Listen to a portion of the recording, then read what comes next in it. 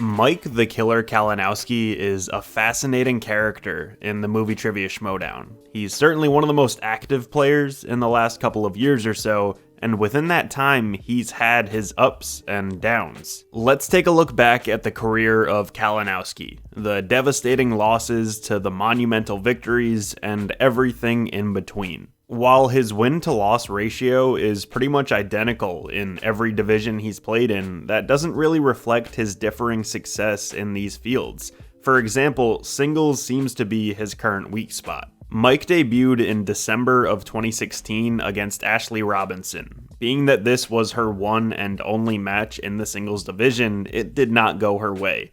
The killer did what he needed to do, lived up to his name, and won via TKO. Things looked very different for Kalinowski when he went up against a top-tier, new-to-the-league competitor in Drew McWeeny. Funny enough, Mike finished this game with more points than the first match, but this time it was him that got TKO'd. So it's strange to start your singles career off by TKOing someone, and then getting TKO'd yourself in the very next match, right?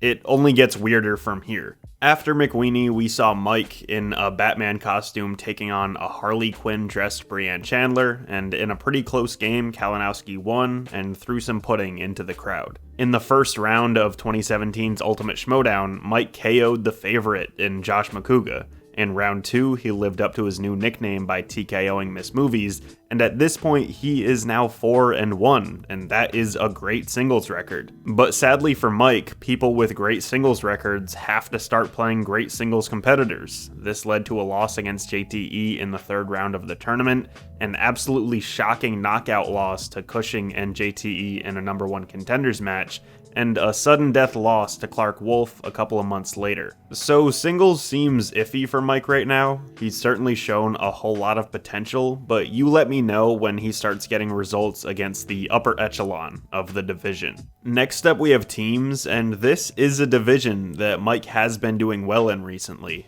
But before we get there, let's take a look at the team that caused his heel turn. DC Movie News was composed of Mike, Adam Gertler, and managers in Roxy Stryer and Johnny LaQuasto.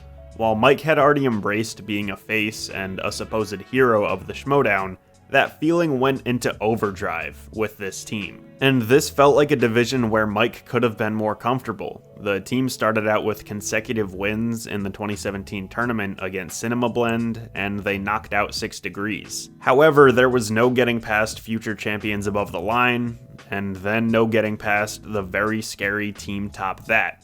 And a third consecutive loss, which came against Team Action, and that led to Mike blaming his teammates for their failures, and he turned heel. We'll get into all the implications of this heel turn in a second, but Mike pretty much took over the league in 2018. He helped create the first ever Anarchy tournament, which shuffled up team pairings within the Schmoedown, and it paired Mike with Fan League competitor Chance Ellison.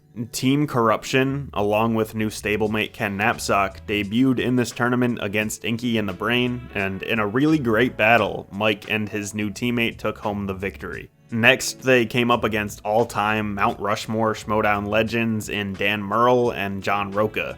This is where Corruption proved that they were not playing any games here. In a messy, controversial sudden death win, they took out some of the titans of this game. From there, we saw them lose to future tournament winners Who's the Boss, but they picked themselves up back later with a win against the world's finest.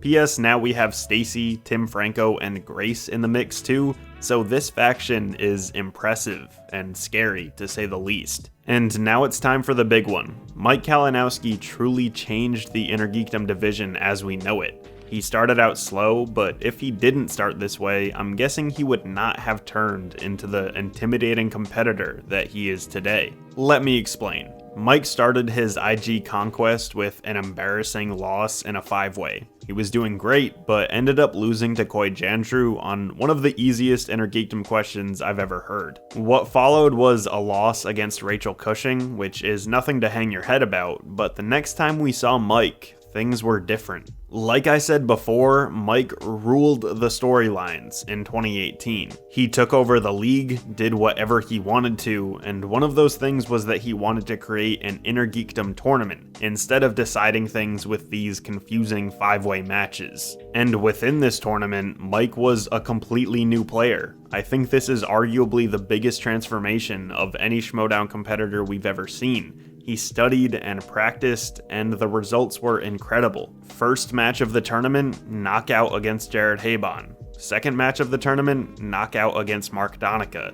Third match, an impressive win over Adam Hlavik. The next 3 matches were a bit of a roller coaster for Mike. We saw him lose to Marek Anopik in the finals of the tournament. He came back with a vengeance at Spectacular and saw gold for the first time, winning in sudden death in an unbelievable match. And then he eventually lost the belt to Rachel Cushing in a sudden death match of the year candidate. So as you can see, there's a good reason why Mike has been in so many matches over the last couple of years.